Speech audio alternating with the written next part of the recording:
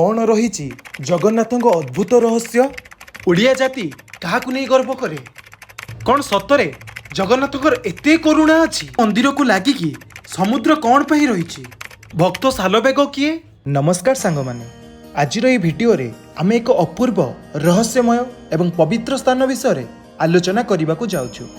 एही स्थान होची ओडिशार रत्न जगतर नाथ जेउटी देवता निजे मंदिर रे वास करती। आज आमे जगन्नाथ मंदिर विषय रे विस्तृत भाव में आलोचना करिबा। मंदिरर इतिहास पुरी रे अवस्थित जगन्नाथ मंदिर केवल एक धार्मिक स्थान नुहे, यह एक ऐतिहासिक एवं दृश्यमय आकर्षण। द्वादश शताब्दीर राजा अनंत वर्मन चूड़गंगा द्वारा एही मंदिर निर्मित होइतिला। कलिंग शैलीर अविस्मरणीय शिल्पकला एही मंदिर को विशेष गुरुत्व देउछि। एबे आसंतु मंदिरर शिल्पकला विषय रे किछिटा तथ्य जानिबा। जगन्नाथ मंदिर कलिंग शैलीर एक अद्भुत उदाहरण। नक्षत्र शिल्प, गज शिल्प एवं अन्यान्य भास्कर्य समग्र देश में मध्य बेसी प्रसिद्ध। मूल मंदिर छाड़ी अनेक छोट बड़ मंदिर मध्य अछि जेउठारे अन्य देवदेवी पूजा मध्य होइथाय। एबे आसंतु जगन्नाथ मंदिरर किछिटा पौराणिक गाथा विषय रे जानिबा। जगन्नाथ मंदिर विषय रे अनेक पौराणिक गाथा अछि जो माने एही स्थानर महत्व उद्धार करथिले। एक किंवदंती अनुसार इंद्रदुम्न राजा स्वप्न रे देखिथिले जे श्रीहरि जगन्नाथ रूपे प्रकाश पाइबे। राजा एहाकु अनुसरी नीलमाधव उपासना एवं ब्रह्म पदार्थ खोजिबाकू निष्पत्ति नैथिले। ओडिशार मल्लिका पहंडी ग्राम रे एक अति चमत्कार नीलमाधव मूर्ति थिला जहाँ विश्वकर्मा द्वारा निर्माण करा जाइतिला। राजा नीलमाधव दर्शन पर एही देवतांकू जगन्नाथ, बलभद्र एवं सुभद्रा रूपे प्रस्थापन कले।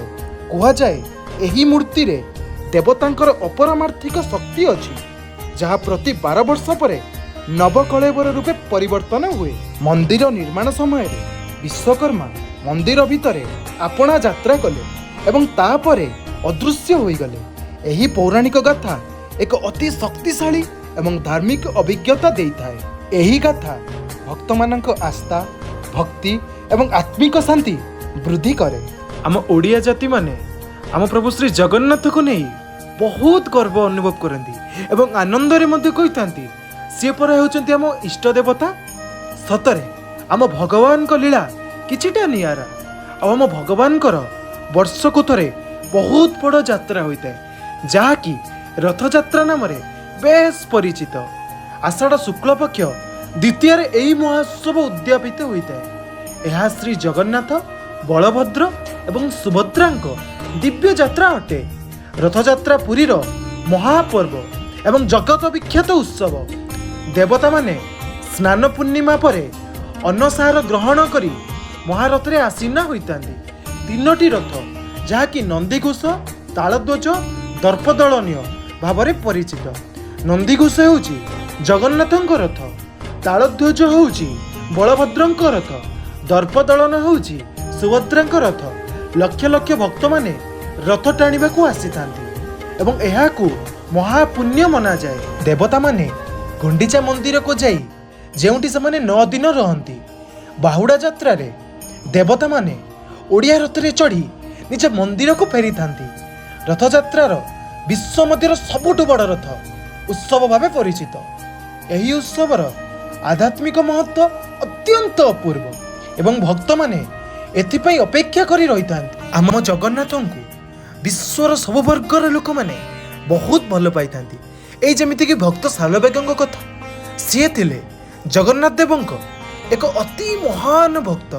से एक मुस्लिम पिता एवं हिंदू माँ गर्भरू जन्म ग्रहण करथिले किंतु जगन्नाथଙ୍କ उपरे असीम भक्ति रखिथिले। सालबेगଙ୍କ कहानी एक अद्भुत भक्तिर दर्शन देखा दे। कहा जाए जे एक थरे 3 गुरुतर रोगरे से पीड़ित थिले। तेबे तांको जगन्नाथଙ୍କ प्रति अखंड भक्ति तांको रोगमुक्त कला। से उत्कल कविता रचना करथिले जेउथिरे तांको अनन्य भक्ति एवं जगन्नाथଙ୍କ उपरे अशेष श्रद्धा प्रकाश पाइथाय।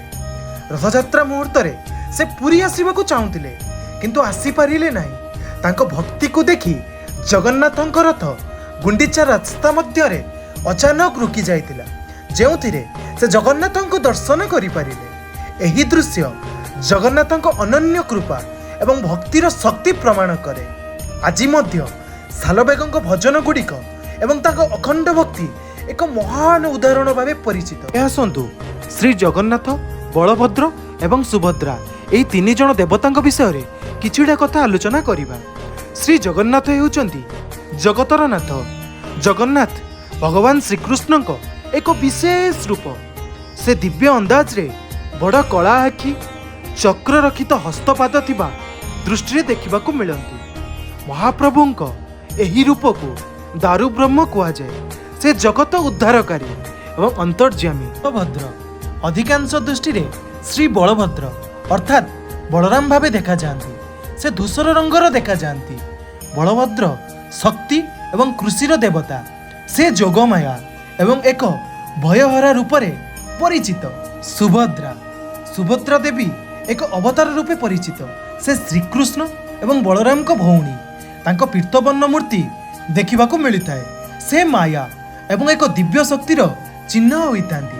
ଶ୍ରୀ ଜଗନ୍ନାଥ, ବଳଭଦ୍ର ଏବଂ ସୁଭଦ୍ରା ଉପାସନା ଏକ ଅନନ୍ୟ ଭାବେ ଭକ୍ତିର ଦର୍ଶନ ଦେଖାଦିଏ। ପ୍ରଭୁ ଶ୍ରୀ ଜଗନ୍ନାଥ ଯେମିତି ବିଶ୍ୱ ପ୍ରସିଦ୍ଧ ଆଉ ତାଙ୍କ ମହାପ୍ରସାଦ ସେମିତି ମଧ୍ୟ ବିଶ୍ୱ ପ୍ରସିଦ୍ଧ।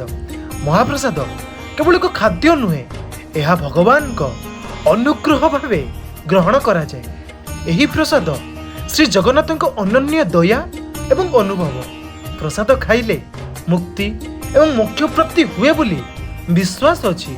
ମହାପ୍ରସାଦ ଭକ୍ତମାନଙ୍କ ପାଇଁ ଅନନ୍ୟ କୃପା ଏବଂ ଜଗନ୍ନାଥ ସଂସ୍କୃତିର ଏକ ଅଭିନ୍ନ ଅଂଶ। ପୁରୀ ସମୁଦ୍ର ତଟ କେବଳ ପର୍ଯ୍ୟଟନ ସ୍ଥଳ ନୁହେଁ, ଏହା ଜଗନ୍ନାଥଙ୍କ ଧାମ ଏବଂ ଓଡ଼ିଶାର ମାରିଟାଇମ୍ ଐତିହ୍ୟ ସମ୍ପୃକ୍ତ ଅଛି। ଏହି ସ୍ଥଳ ଇତିହାସର ଏକ ଗୁରୁତ୍ୱପୂର୍ଣ୍ଣ ଅଂଶ ରହିଛି। ପୁରୀ ଆଧ୍ୟାତ୍ମିକ ଅଞ୍ଚଳ ଭାବରେ ବେଶ ପ୍ରସିଦ୍ଧ। ପରିକ୍ରମା କରିବା ଏବଂ ସମୁଦ୍ର ସ୍ନାନ କରି ପୁଣ୍ୟ ଲାଭ କରିବାର ଏକ ପରମ୍ପରା ଅଛି। ପୁରୀ ଏକ ମହତ୍ତ୍ୱପୂର୍ଣ୍ଣ ବାଣିଜ୍ୟ କେନ୍ଦ୍ର ଥିଲା। କଳିଙ୍ଗ ସାମ୍ରାଜ୍ୟ ସମୟରେ ଏଠି ଥିବା ବନ୍ଦର ବାଲି, ଜାଭା, ସୁମାତ୍ରା ପର୍ଯ୍ୟନ୍ତ ବ୍ୟାପାର କରିଥାନ୍ତି। ସମୁଦ୍ର ତଟ ଧାର୍ମିକ, ବାଣିଜ୍ୟିକ ଏବଂ ଐତିହାସିକ ମୂଲ୍ୟବୋଧ ସହ ଓଡ଼ିଶାର ସଂସ୍କୃତିର ଏକ ଅମୂଲ୍ୟ ଅଂଶ। ପୁରୀ ଶ୍ରୀମନ୍ଦିରର ନିୟମ ଏବଂ ନିୟମାବଳୀ। କେବଳ ହିନ୍ଦୁ ଧର୍ମାନୁସାରୀମାନେ ମନ୍ଦିରରେ ପ୍ରବେଶ କରିପାରିବେ। ଅନ୍ୟ ଜାତିର ଲୋକ ଭିତରକୁ ଯାଇପାରିବେ ନାହିଁ। ମନ୍ଦିର ଭିତରେ ଫଟୋ ଏବଂ ଭିଡ଼ିଓ ଧାରଣ କରିବା ସମ୍ପୂର୍ଣ୍ଣ ଭାବେ ନିଷେଧ। ମନ୍ଦିର ପରିସର ଏବଂ ସିଂହଦ୍ୱାର ନିକଟରେ ଅଯଥା କୌଣସି ଉତ୍ସବ କିମ୍ବା ଅଶ୍ଳୀଳ କାର୍ଯ୍ୟକଳାପ ନିଷେଧ। ମନ୍ଦିରର ଯିବା ସମୟରେ ପରମ୍ପରା ଅନୁସାରେ ପୋଷାକ ପିନ୍ଧିବା ଉଚିତ। ଅଶ୍ଳୀଳ କିମ୍ବା ଅଯଥା ଚିତ୍ର ଥିବା ଡ୍ରେସ୍ ପିନ୍ଧିବା ନିଷିଦ୍ଧ। ମନ୍ଦିର ପରିସରକୁ ସଫା ଏବଂ ଶାନ୍ତ ରଖିବା ଅତି ଆବଶ୍ୟକ। ଏହି ପବିତ୍ର ସ୍ଥାନରେ କୌଣସି ମଦ୍ୟପାନ କିମ୍ବା ଅସଦାଚରଣ ଅପରାଧ କରାଯାଇନଥାଏ। ଦର୍ଶନ କିମ୍ବା ପୂଜା ନିମନ୍ତେ ଏକ ନିର୍ଦ୍ଦିଷ୍ଟ ସମୟସୂଚୀ ରହିଛି, ଏହାକୁ ମାନିବା ଦରକାର। ମନ୍ଦିରର ଖୋଲିବା ସମୟ ହେଉଛି ସକାଳ 5ଟା ଆଉ ମନ୍ଦିର ବନ୍ଦ ହେବାର ସମୟ ହେଉଛି ରାତି 11ଟା। ଯଦି ଆପଣମାନେ ପୁରୀ ଶ୍ରୀମନ୍ଦିରକୁ ଆସିବା ପାଇଁ ଚାହୁଁଛନ୍ତି ଆଉ ଯଦି ଫ୍ଲାଇଟ୍ରେ ଆସିବା ପାଇଁ ଚାହୁଁଛନ୍ତି ତାହେଲେ ଆପଣମାନେ ଭୁବନେଶ୍ୱର ଏୟାରପୋର୍ଟରୁ ଓହ୍ଲାଇକି ସେଠାରୁ ଟ୍ୟାକ୍ସି, ଅଟୋ କିମ୍ବା ପର୍ସନାଲ କିଛି ଗାଡ଼ି କରି ଆପଣମାନେ ଡାଇରେକ୍ଟ ପୁରୀକୁ ଆସିପାରିବେ। ଆଉ ଯଦି ଆପଣମାନେ ଟ୍ରେନ୍ରେ ଆସିବା ପାଇଁ ଚାହୁଁଛନ୍ତି ତାହେଲେ ଆପଣମାନେ ପୁରୀ ରେଲୱେ ଷ୍ଟେସନରେ ଓହ୍ଲାଇକି ସେଠି ଅଟୋ କିମ୍ବା ଟ୍ୟାକ୍ସି ମାଧ୍ୟମରେ ଆପଣମାନେ ମନ୍ଦିରକୁ ଆସିପାରିବେ। ସରିଲା ପରେ ସେଠାରେ ଆପଣମାନେ 300ରୁ ନେଇ 30,000 ଟଙ୍କା ପର୍ଯ୍ୟନ୍ତ ହୋଟେଲ ପାଇପାରିବେ। ଆପଣମାନେ ପ୍ରଥମେ ହୋଟେଲକୁ ବୁକ୍ କରିଦେବେ। ଆପଣମାନେ ଅନଲାଇନ୍ରେ ଏବଂ ଅଫଲାଇନ୍ରେ ମଧ୍ୟ ହୋଟେଲ ବୁକ୍ କରିପାରିବେ। ଯଦି ଭିଡ଼ିଓଟି ଆପଣମାନଙ୍କୁ ଭଲ ଲାଗିଛି ତାହେଲେ ଲାଇକ୍, କମେଣ୍ଟ, ସେୟାର, ସବସ୍କ୍ରାଇବ୍ କରିବାକୁ ଜମାରୁ ଭୁଲିବେନି। ଆଉ ହଁ, ପାଖରେ ଥିବା ବେଲ୍ ଆଇକନ୍କୁ ଟିପିବାକୁ ବି ଜମାରୁ ଭୁଲିବେନି। ରହୁଛି, ନମସ୍କାର, ଜୟ ଜଗନ୍ନାଥ।